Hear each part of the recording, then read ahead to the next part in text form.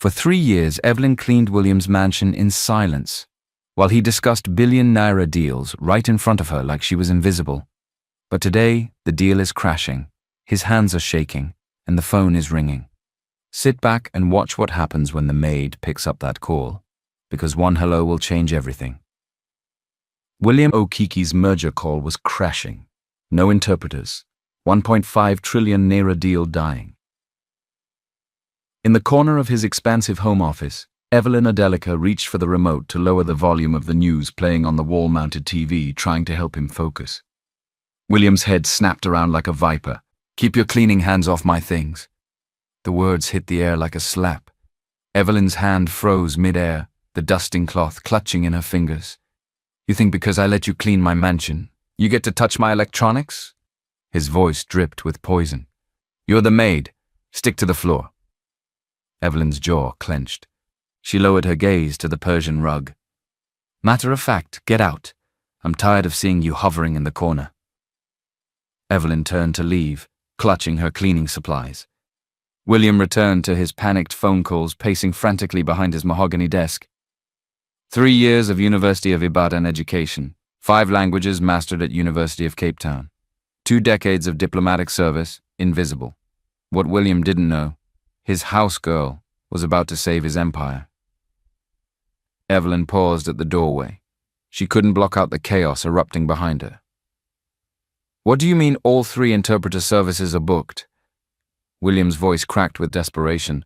"Richard, this is a 1.5 trillion deal." Evelyn watched him via the reflection in the hallway mirror. He was pulling at the collar of his expensive caftan, sweating. "I don't care if it costs 50 million. Find someone who speaks Japanese and Mandarin," he was shouting now. "The Nakamura Singh team lands in 90 minutes. Another call, another dead end.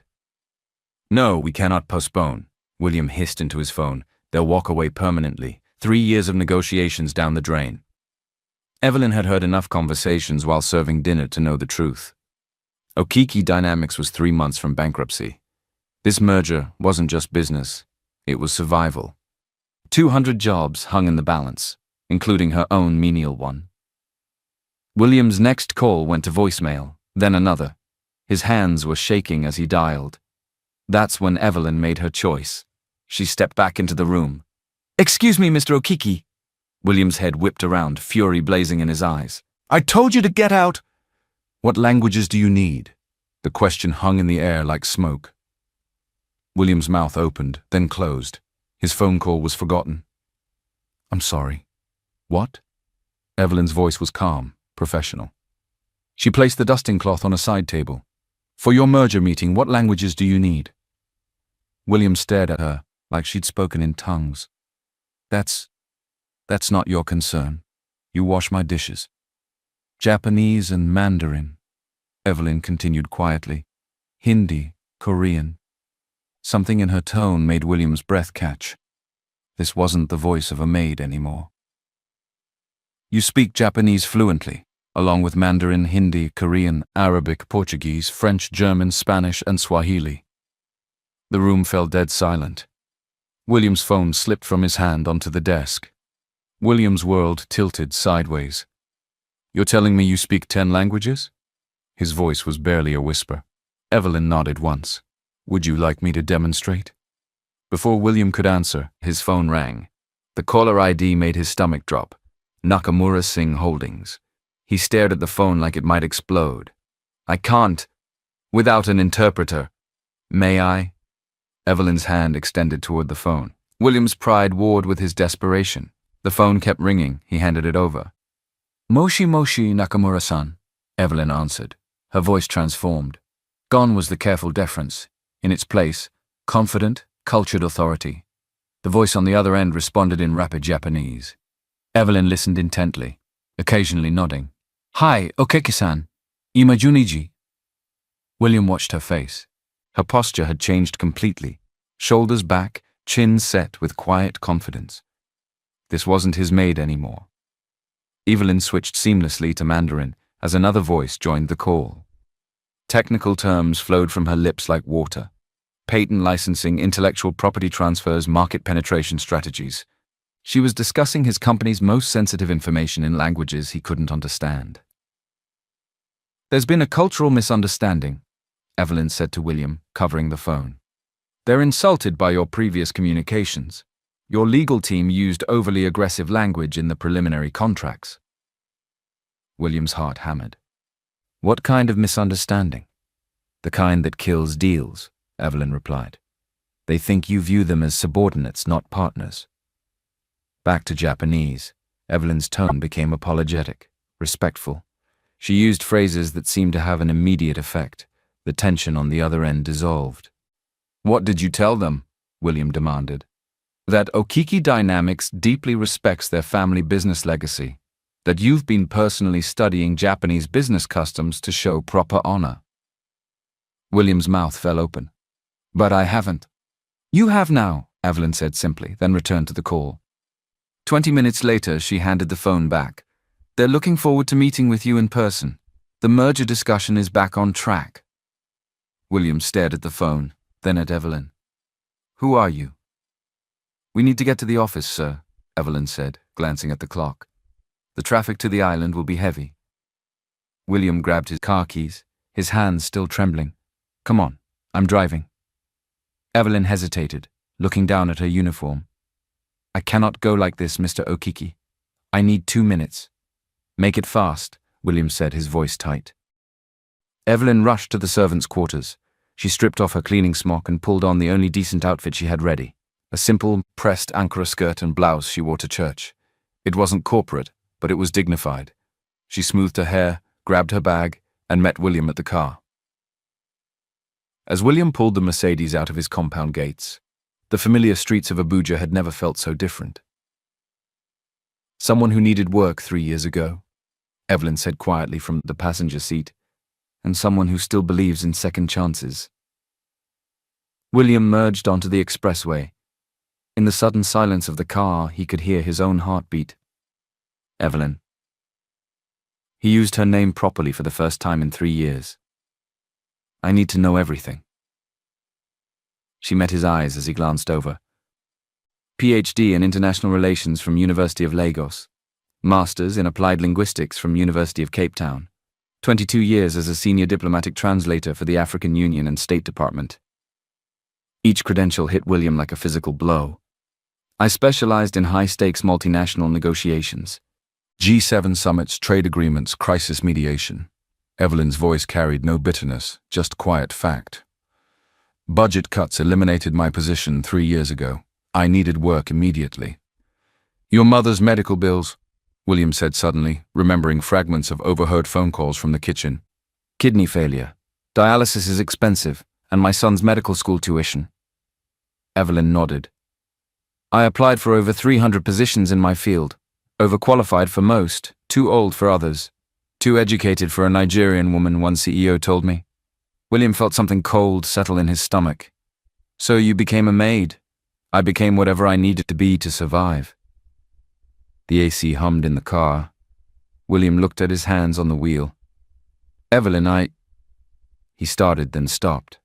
What could he possibly say? "Mr. Okiki, your meeting is in 40 minutes. Step on it." But the silence stretched. In the enclosed space of the Mercedes, 3 years of invisible service suddenly felt enormous. "I've been listening to your business calls for 36 months, Evelyn said softly. "I know every deal, every crisis, every late-night panic about the company's future while I was dusting your bookshelves." William's face flushed with shame. "Why didn't you ever say something? Offer help?" Evelyn's laugh was gentle, not bitter. "Would you have listened to the woman scrubbing your toilets?"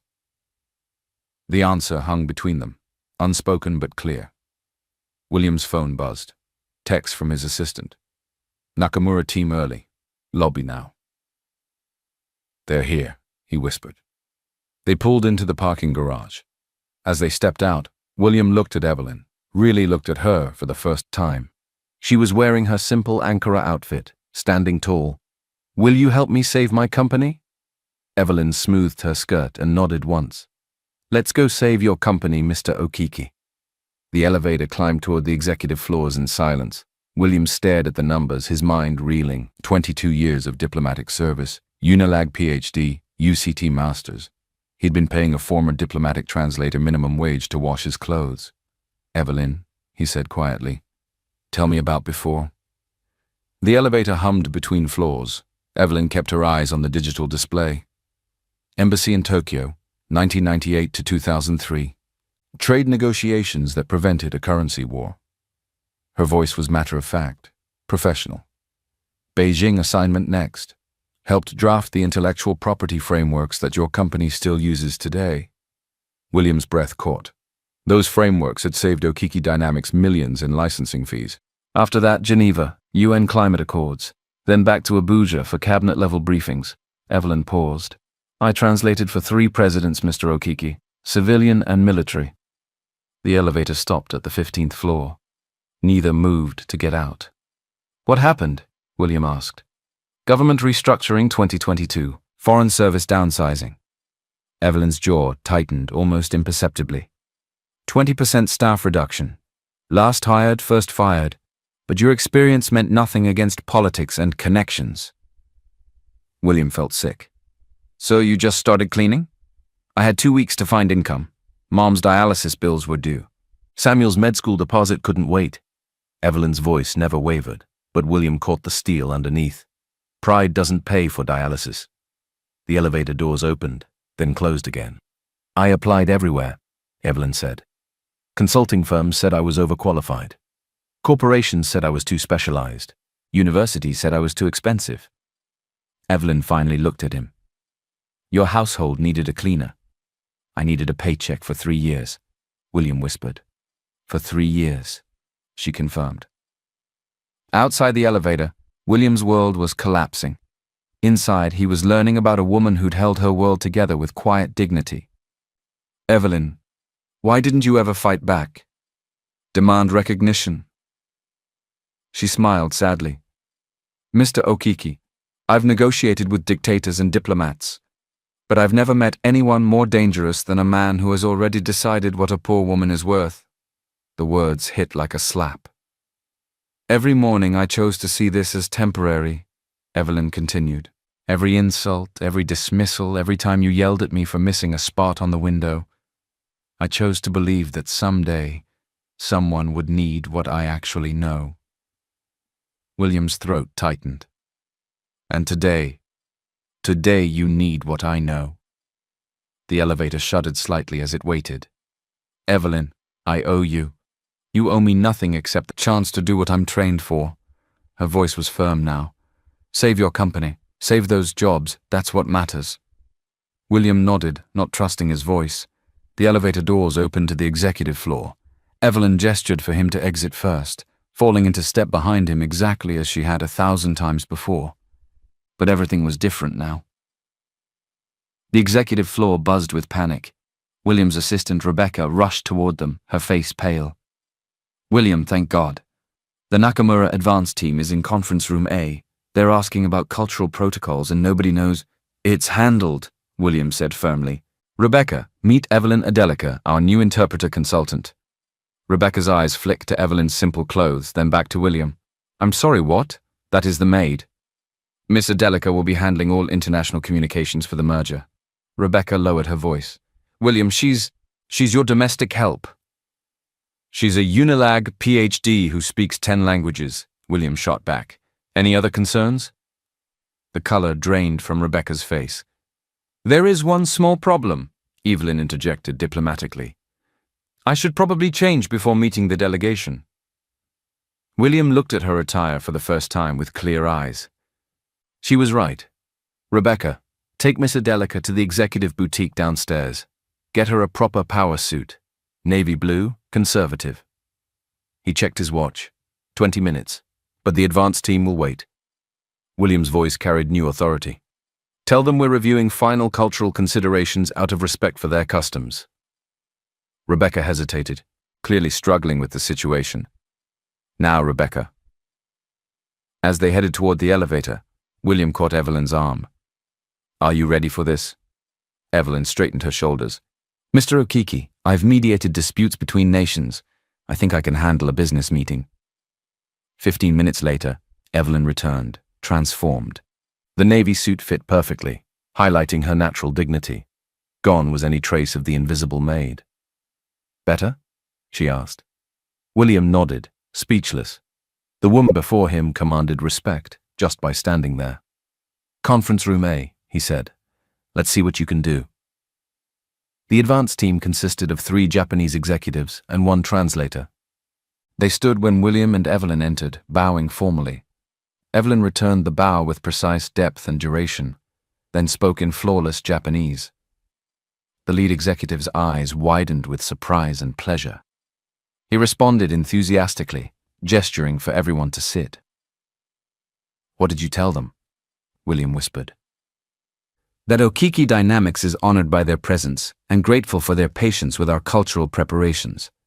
The meeting proceeded in 3 languages. Evelyn seamlessly translated technical specifications between Japanese and English, while clarifying legal terminology in Mandarin when the Chinese patents came up. But more than translation, she was conducting diplomacy. When the lead executive mentioned concerns about intellectual property protection, Evelyn didn't just translate, she addressed the cultural context. "Tanaka-san expresses concern about long-term partnership stability," Evelyn explained to William. "In Japanese business culture, this isn't just about contracts. It's about family honor extending across generations." Evelyn turned back to the executives, speaking in formal Japanese about Okiki Dynamics' commitment to lasting relationships, not just transactions. The transformation in the room was immediate. Formal politeness gave way to genuine warmth. "How did you know to say that?" William asked during a brief break. "Because I spent 5 years in Tokyo learning what matters beyond the words," Evelyn replied. "Business in Asia is always personal first." The advance team leader approached Evelyn directly, speaking in rapid Japanese. Evelyn listened intently, nodding. "He wants to know if you understand the gift exchange protocols for tomorrow's main meeting," Evelyn translated. "He's concerned your team might inadvertently offend Nakamura-san." William felt his stomach drop. "What protocols?" Evelyn and the executive spoke quietly in Japanese for several minutes. Evelyn took notes, asking detailed questions. "We need specific gifts," Evelyn explained. "Not expensive, but meaningful items that show you've studied their company history and family values." "Can you handle that?" "I can handle that." As the advance team prepared to leave, the lead executive shook Evelyn's hand with both of his, speaking in Japanese. Evelyn bowed deeply in response. "What did he say?" William asked after they'd gone. "He said, 'Finally, Okiki Dynamics sends someone who understands respect.'" William felt a mixture of pride and shame wash over him. "Evelyn, about this morning in the office." "Mr. Okiki," Evelyn interrupted gently. "We have 16 hours to prepare for the most important meeting in your company's history. Personal apologies can wait." She was right. But William couldn't shake the image of how he'd treated her just hours ago. "What do we need to do?" Evelyn pulled out her notes. "Learn their names, their titles, their family businesses. Understand why this merger matters to them personally, not just financially. And the gifts. I have ideas, but first, we need to call your legal team about those contract revisions." William looked at Evelyn with new eyes. This wasn't his maid anymore. This was his lifeline.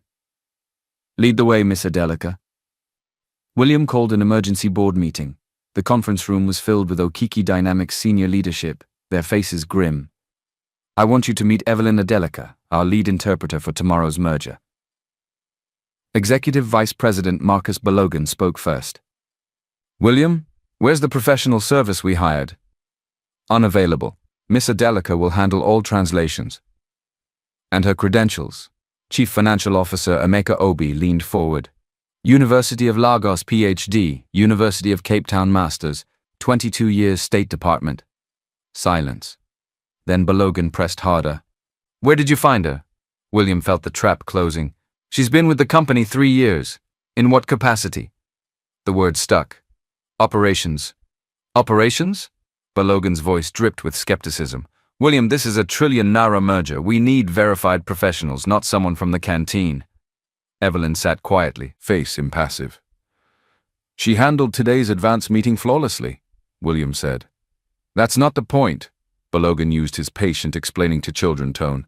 This is about appearances, credibility. Marketing director Susan Cole nodded. The Japanese expect a certain level of professionalism. We can't show up with someone who looks like... She stopped herself. Like what, Susan? The temperature dropped. Someone who looks the part, Balogun said bluntly. Someone they'll take seriously. Are you questioning her qualifications? I'm questioning her suitability. We can't risk everything on someone we don't know. Evelyn finally spoke, her voice calm. Mr. Balogun, what specific concerns do you have about Japanese protocols? Balogun straightened uncomfortably. Cultural nuances, business etiquette, such as gift exchanges, proper bowing, seating arrangements. Ah, Evelyn nodded. Ogen summer protocols, correct rei angles for executives, and Kamisa seating positioning based on founding dates rather than revenue. Dead silence. Nakamura family business was established in 1952. Post-war reconstruction values. They'll expect gifts acknowledging their family's contribution to Japan's recovery, not expensive items suggesting we're buying influence. Balogun's mouth opened. Singh Holdings follows British Indian traditions, Evelyn continued. Direct communication, minimal ceremony, absolute punctuality. Miss Singh will interpret elaborate gift ceremonies as time-wasting. Evelyn looked around calmly. The key is balancing both without offense. Nakamura gets the position of honor. Singh gets clear sightlines to documentation. The silence stretched. How do you know this? Balogun whispered. I negotiated the 2019 Tokyo Trade Framework, establishing current Nigeria-Japan protocols, and mediated the Singh-Euro Bank dispute in 2020. 7 executives realized they'd questioned someone more qualified than all of them. Any other concerns about Miss Adelic's suitability? William asked quietly. No one spoke. Good. Evelyn, what do we need? As Evelyn outlined strategy, William watched the shift. Balogun is taking notes, Obi nodding, Cole asking questions, but he also noticed what didn't change, the careful distance. Questions directed to him, not Evelyn. Recognition wasn't acceptance. After the meeting, Balogun approached privately. Where exactly has she been working for 3 years? William met his eyes. Learning everything about our company, while we learned nothing about her. That evening, Evelyn worked alone in the empty office. William found her at 9 p.m., surrounded by documents, cultural research, and gift samples. She wasn't used to sitting at a desk. She was used to scrubbing them. You should go home, he said. Get some rest. Evelyn looked up from her notes. Almost finished. Just reviewing the technical patterns one more time. William noticed the precision of her preparation. Color-coded files for each executive, cultural protocol checklists, even backup conversation topics. Evelyn, this is beyond thorough. Mr. Okiki, in diplomacy we say preparation prevents humiliation. She gestured to the research spread across the table. Did you know, Mr. Nakamura's father was a Hiroshima survivor who rebuilt their family business from nothing? William shook his head. That's why he values long-term partnerships over quick profits. His decision-making process honors his father's memory. Evelyn pulled out another file. Miss Singh lost her first company to a bad translation in a Mumbai court. She's hypersensitive to linguistic precision. How did you learn all this? 6 hours of research your regular interpreters wouldn't have done. Evelyn's phone buzzed. She glanced at it and frowned. Problem? Emergency call from our Mumbai branch office. IP theft concern. The regional director only speaks Hindi. William's heart sank. We can't afford any complications tonight. Evelyn was already answering. Namaste, Kumarji. Mine Evelyn bol rahi hoon. For 20 minutes, Evelyn mediated a 3-way crisis. William watched her switch between Hindi, English, and rapid-fire legal terminology, her voice carrying the quiet authority of someone used to solving international emergencies. What was that about? William asked when she hung up. A competitor tried to steal your Mumbai AI algorithms. Kumar caught them but needed immediate legal guidance in Hindi. It's handled. William stared. You just solved that? Mr. Okiki, your company has been hemorrhaging value through communication gaps for years. Evelyn pulled out a thick folder. I've been documenting every international issue I've overheard while dusting your office. She opened the folder. Dozens of incidents, missed opportunities, cultural misunderstandings. The sole software licensing deal that fell through? Your translator used informal Korean with the CEO's father. Unforgivable insult. William felt sick. The Berlin partnership that stalled. Your legal team sent contracts in American English. Germans interpret that as intellectual arrogance. Why didn't you ever say something? Evelyn's smile was gentle. Would you have listened? William's phone rang. Unknown international number. Don't answer that, he started. But Evelyn was already reaching for it. Okiki Dynamics, Adelica speaking. Guten Tag, Herr Müller. German flowed from Evelyn's lips like water. The conversation lasted 10 minutes, ending with Evelyn laughing warmly. Your Berlin partners, she explained to William's shocked face. They want to restart negotiations, heard about tomorrow's merger and realized they made a mistake walking away. That deal was worth 40 billion naira, William whispered. It still is. I scheduled a video call for next week. William sank into a chair. How many opportunities have we lost? Evelyn's expression softened. The past doesn't matter. Tomorrow does. She handed him a perfectly organized briefing book. Everything you need to know about every person in that room. Their histories, their triggers, their decision-making patterns. Evelyn stood. Mr. Okiki, tomorrow we don't just save your company. We transform it. William looked at the briefing book, then at Evelyn. Who are you really? Someone who believes in second chances, Evelyn said quietly. For companies and for people. William couldn't sleep. At midnight he sat in his home office, the same one Evelyn had been kicked out of earlier that day, researching Evelyn Adelica. What he found made his hands shake.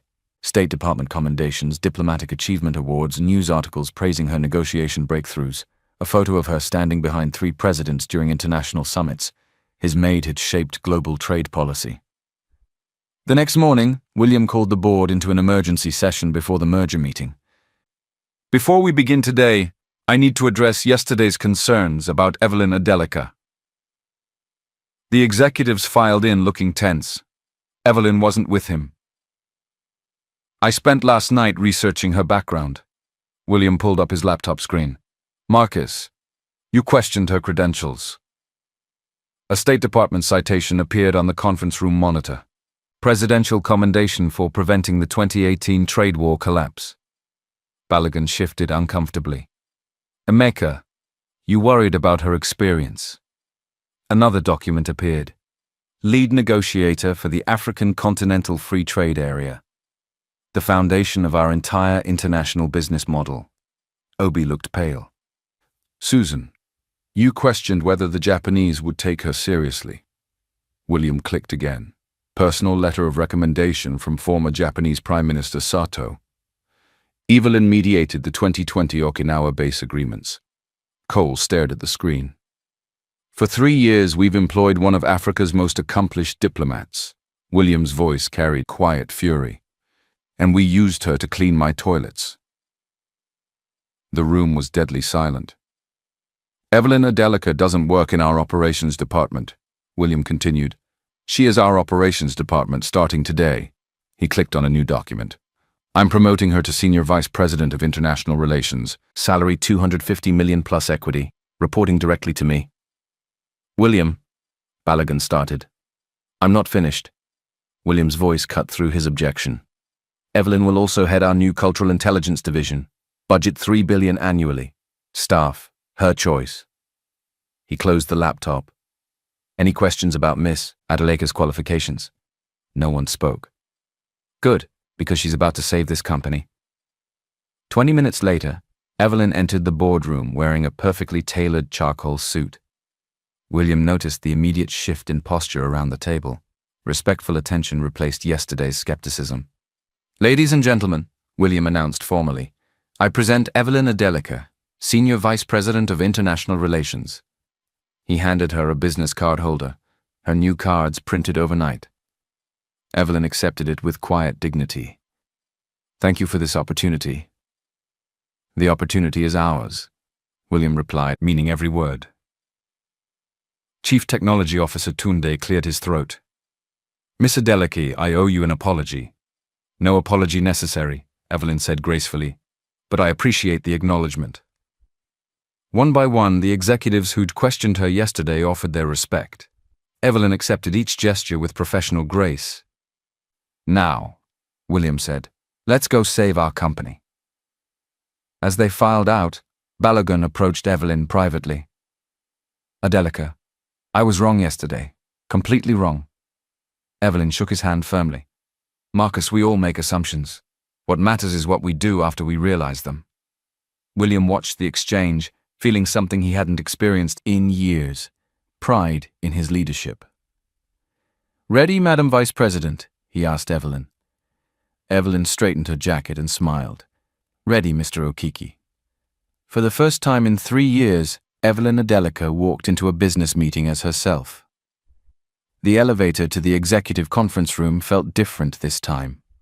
William and Evelyn stood side by side, equals now. But the weight of the coming meeting pressed down on both of them. Evelyn, William said quietly, I need you to know something. He looked at her reflection in the polished steel doors. If this deal fails, Okiki Dynamics has maybe 3 months before bankruptcy. His voice was barely above a whisper. 200 people lose their jobs, including yours. Evelyn nodded slowly. How long have you been carrying this alone? 2 years, maybe longer. William's hands trembled slightly. I tell the board we're restructuring. I tell investors we're pivoting, but the truth is we're dying. The elevator climbed silently through floors of bustling offices, people who had no idea their livelihoods hung on the next 2 hours. Evelyn, I have to ask you something personal. Go ahead. Why are you helping me, after everything, after how I treated you? Evelyn was quiet for a long moment. Mr. Okiki, can I tell you about my son? William nodded. Samuel is in his 2nd year at Johns Hopkins Medical School, pediatric oncology track. Evelyn's voice carried quiet pride. He wants to treat children with cancer because he watched his grandmother fight it. The elevator passed the 20th floor. 3 months ago, Samuel called me crying, said he might have to transfer to community college because of the cost. Evelyn's jaw tightened. I told him not to worry, that his mother would figure it out. William felt his throat close. He doesn't know I've been cleaning floors instead of consulting. I think I'm taking a sabbatical to write a book. Evelyn smiled sadly. Every month I transfer money to his account and tell him it's from my research grant. Evelyn, yesterday morning, when you humiliated me in the office, I had a job interview scheduled for later. 3rd one this week. She looked directly at William. Secretary at a primary school. 100,000 a month. William's eyes filled. I was going to take it. Tell Samuel to transfer. Except that my career was over at 52. Evelyn straightened her shoulders. But then you needed help. The elevator slowed as it approached the executive floor. Evelyn, when this is over, when we save the company, if we save it, when we save it, William repeated firmly, I want you to call your son. Tell him he's going to be the best pediatric oncologist in the world, and that his mother made it possible. Evelyn's eyes were bright. And I want you to know that saving your company isn't just about the jobs or the money. What's it about? Proving that talent exists everywhere, that worth isn't determined by job titles. Evelyn met his eyes. That people like your children and mine grow up in a world where they're seen for who they really are. The elevator doors opened to reveal the conference room where their futures waited. William extended his hand. Partners. Evelyn shook it firmly. Partners. They walked toward the biggest meeting of their lives. No longer ogre and maid, but 2 people fighting for the same dream. The Nakamura Singh Holdings delegation filled Okiki Dynamics' largest conference room. Floor-to-ceiling windows overlooked Lagos, but all eyes focused on the polished mahogany table where 1.5 trillion hung in the balance. Mr. Hiroshi Nakamura, 73, sat with the quiet dignity of old Japanese business aristocracy. Miss Priya Singh, sharp-eyed and direct, checked her tablet with military precision. Mr. Lee Carter, Chief Technology Officer, studied technical documents with laser focus. William entered with Evelyn at his side. The room fell silent. Evelyn approached Mr. Nakamura first, bowing with perfect depth and duration. She spoke in formal Japanese, her voice carrying respectful authority. Nakamura's eyes widened with surprise and pleasure. He responded warmly, gesturing for everyone to be seated. "What did you tell him?" William whispered. "That Okiki Dynamics is honored by his presence and grateful for the wisdom of his family's business legacy." The first hour proceeded smoothly. Evelyn seamlessly translated technical specifications between 3 languages while managing cultural nuances that could derail everything. Then, the crisis hit. Miss Singh suddenly stopped mid-sentence, her face darkening. She spoke rapidly in Hindi to her assistant, then turned to the room. "I'm sorry, but we've discovered a serious problem." William's blood ran cold. "Our Mumbai office just informed me that Okiki's IP protection protocols are insufficient for our standards." Singh's voice was ice. "We cannot proceed with a company that has such loose security measures." The room went dead silent. William felt the deals slipping away. Evelyn leaned forward slightly. "Miss Singh, may I ask what specific security concerns your Mumbai office identified?" Singh's assistant whispered in her ear. She nodded curtly. "Unauthorized access to algorithmic frameworks. Potential competitor infiltration." Singh closed her folder with finality. "This is exactly why our last partnership failed." William started to panic, but Evelyn remained calm. "Miss Singh, I believe there may be a misunderstanding." Evelyn switched to Hindi, speaking directly to Singh's assistant. The young man's eyes widened. He responded rapidly in Hindi, his tone urgent. Evelyn nodded, then addressed the room in English. "The security breach Miss Singh referenced was resolved yesterday evening. Okiki's Mumbai team detected the intrusion attempt and implemented immediate countermeasures." She looked directly at Singh. "I personally coordinated the response with your regional director, Kumar Ji. The attempted breach was unsuccessful, and we've identified the competitor responsible." Singh stared at Evelyn. "You coordinated this? Okiki Dynamics security protocols are actually more robust than your team realized. The fact that we detected and stopped the intrusion within hours demonstrates the strength of our systems." Evelyn pulled out her phone, scrolling to a message thread. "With your permission, I can conference with Kumarji to confirm the resolution." Singh looked stunned. "You speak Hindi fluently, along with 8 other languages?" Evelyn's tone remained professional. "Shall I make the call?" Singh nodded slowly. The conference call with Mumbai lasted 20 minutes. Evelyn mediated in 3 languages, walking everyone through the security response timeline. Kumar confirmed that Okiki's protective measures had actually exceeded Singh Holdings' own standards. When the call ended, Singh looked at Evelyn with new respect. "Miss Adelika, your response time was impressive." "Miss Singh, Okiki Dynamics takes partnership security very seriously, especially with organizations we hope to build generational relationships with." She had used the exact phrase that resonated with Singh's family business philosophy. But Mr. Nakamura raised another concern. He spoke quietly in Japanese, his tone grave. Evelyn listened intently, then translated. Mr. Nakamura expresses concern about long-term cultural compatibility. He's asking whether Okiki Dynamics truly understands the commitment required for a 50-year partnership. William felt his heart sink. This was the deeper cultural issue Evelyn had warned him about. Evelyn responded in formal Japanese, her voice carrying deep respect. She spoke for several minutes, occasionally pausing to let her words settle. Nakamura's expression gradually softened. He asked a question in Japanese. Evelyn smiled and responded with a story that made Nakamura laugh softly. "What just happened?" William whispered. I told him about my father's service in post-war peacekeeping, how African and Japanese engineers worked together to rebuild infrastructure. Evelyn's voice was quiet. I shared that true partnerships honor the sacrifices of previous generations while building for future ones. Nakamura nodded and spoke again in Japanese. He says his father would have respected that sentiment, Evelyn translated, and that Okiki Dynamics clearly understands the meaning of honor. But the biggest test was yet to come. Mr. Carter suddenly looked up from his technical documents, his face troubled. He spoke rapidly in Mandarin, pointing to specific clauses. "What's wrong?" William asked. Evelyn listened to Carter's concerns, her expression growing serious.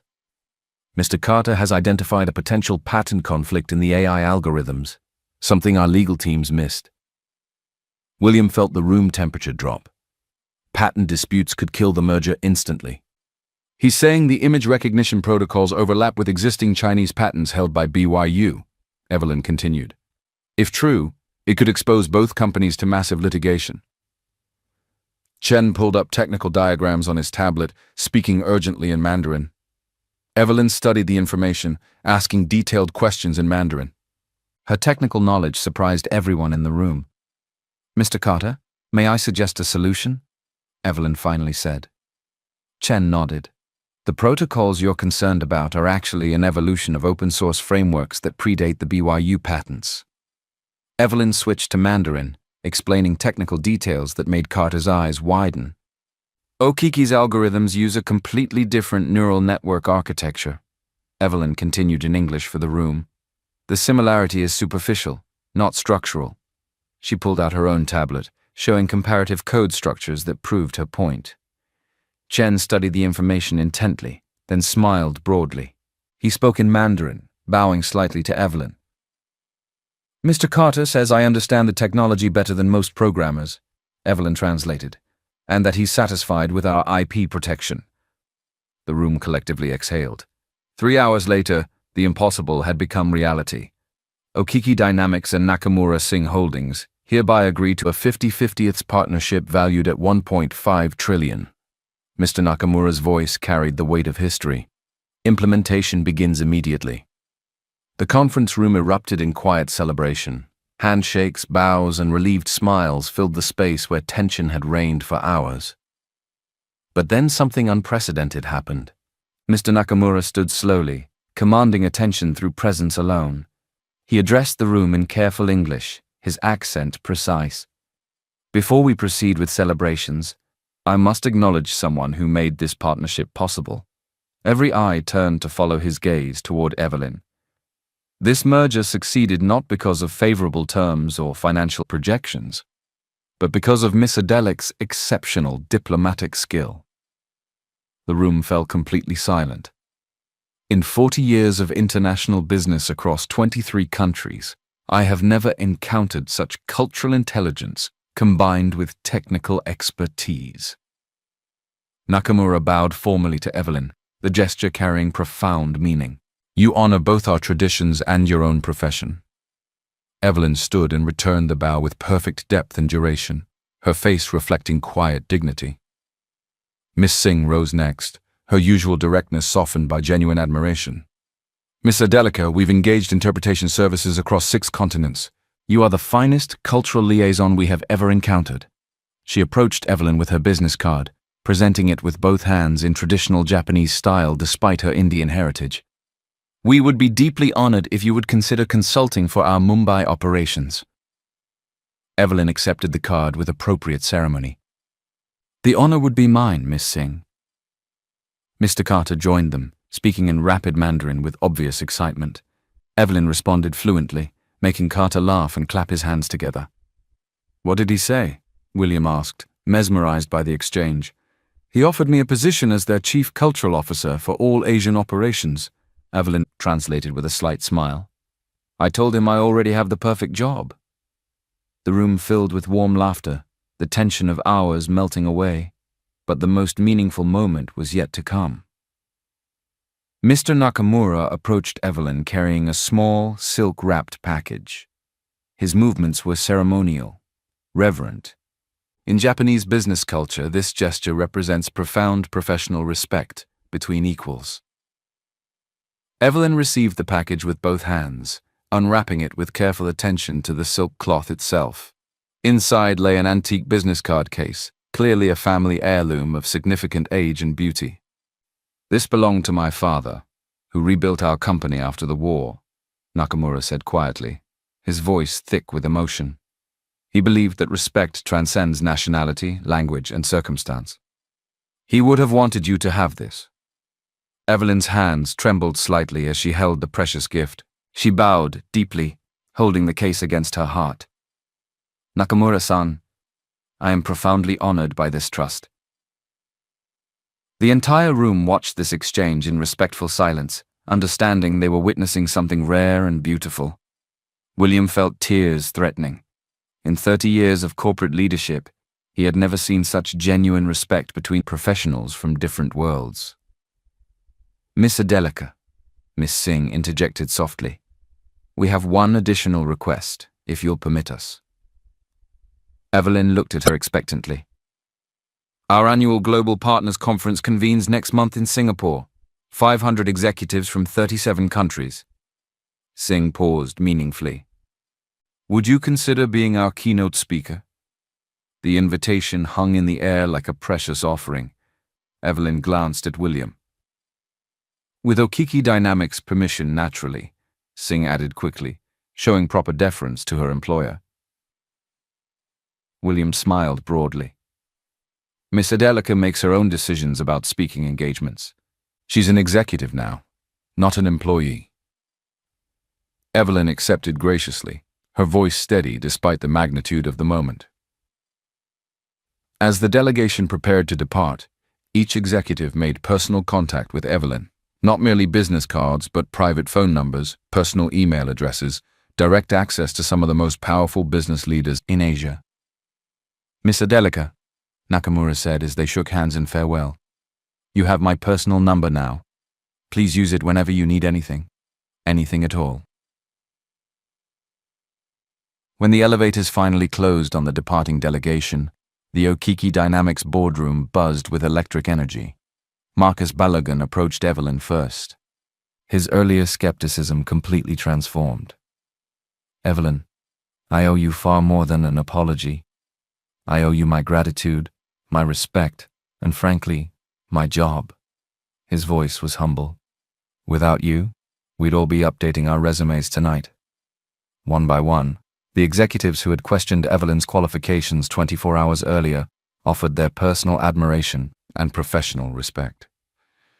Chief Financial Officer Emeka Obi shook Evelyn's hand warmly. I've been in international business for 15 years. I've never seen anything like what you did there. Marketing Director Susan Cole, who had worried about appearances, was nearly in tears. Evelyn, I'm ashamed of what I said yesterday. You showed me what real professionalism looks like. But William had saved the biggest surprise for last. Ladies and gentlemen, he announced, calling for attention. Before we open the champagne, I have one final announcement. He produced an official document from his briefcase, his hands steady despite the emotion in his voice. Effective immediately, Evelyn Adelica is promoted to Executive Vice President of Global Relations. Annual salary $400 million plus comprehensive equity package. Evelyn's breath caught audibly.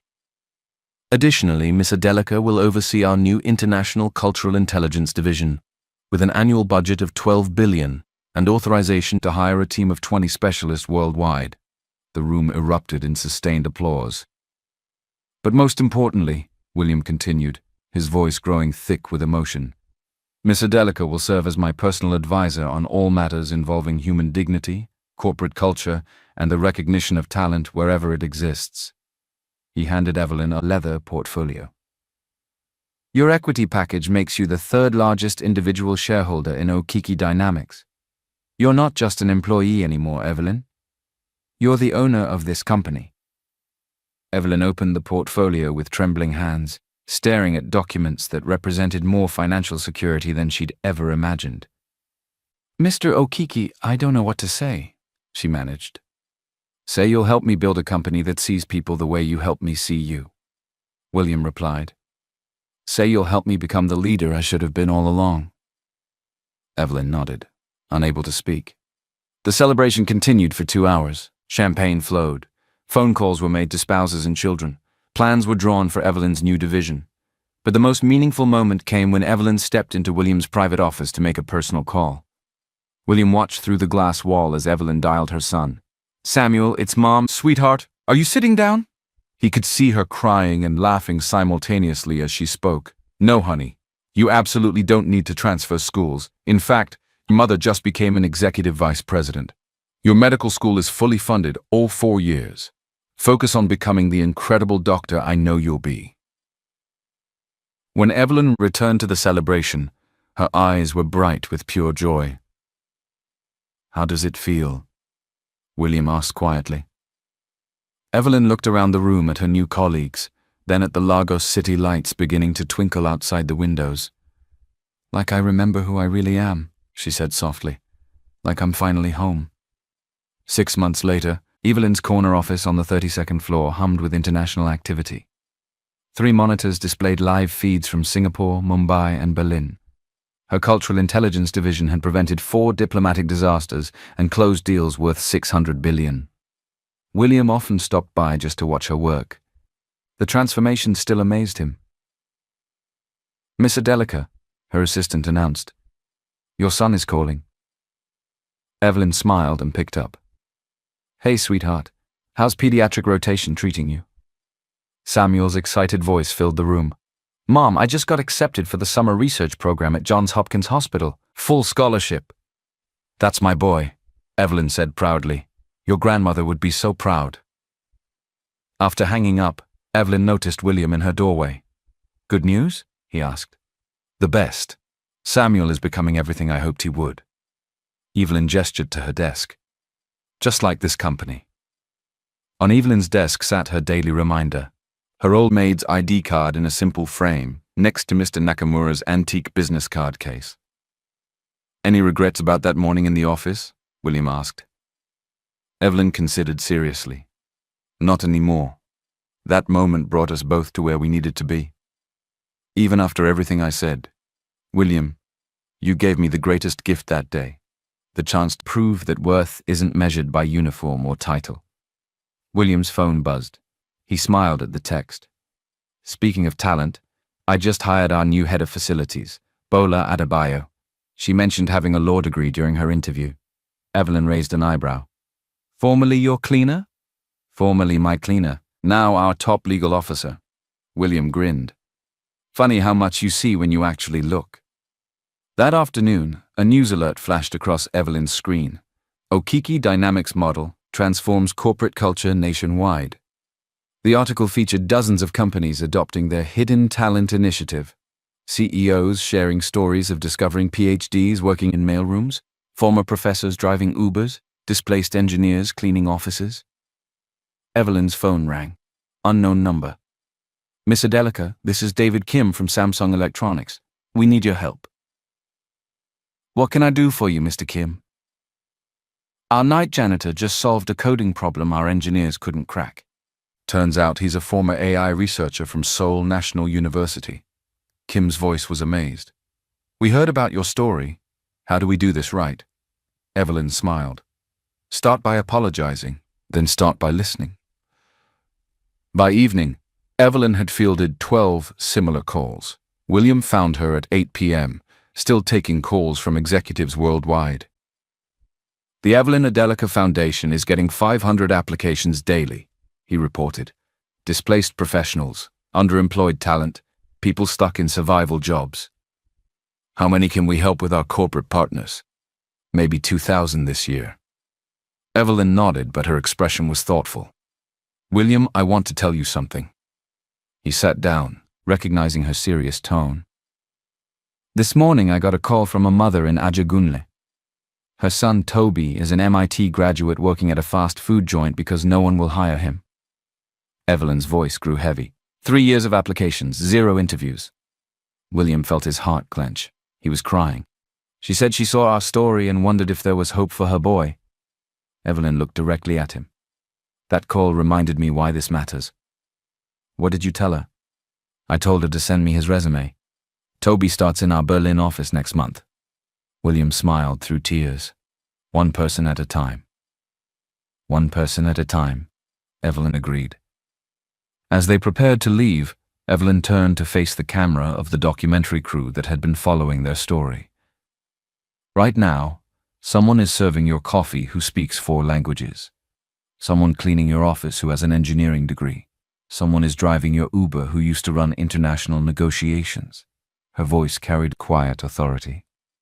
Tomorrow morning, when you interact with service workers, ask yourself, what talents am I not seeing? What potential am I dismissing? What story am I missing? Evelyn stepped closer to the camera. Here's what I want you to do. Find one person this week whose job title doesn't match their potential. Really talk to them.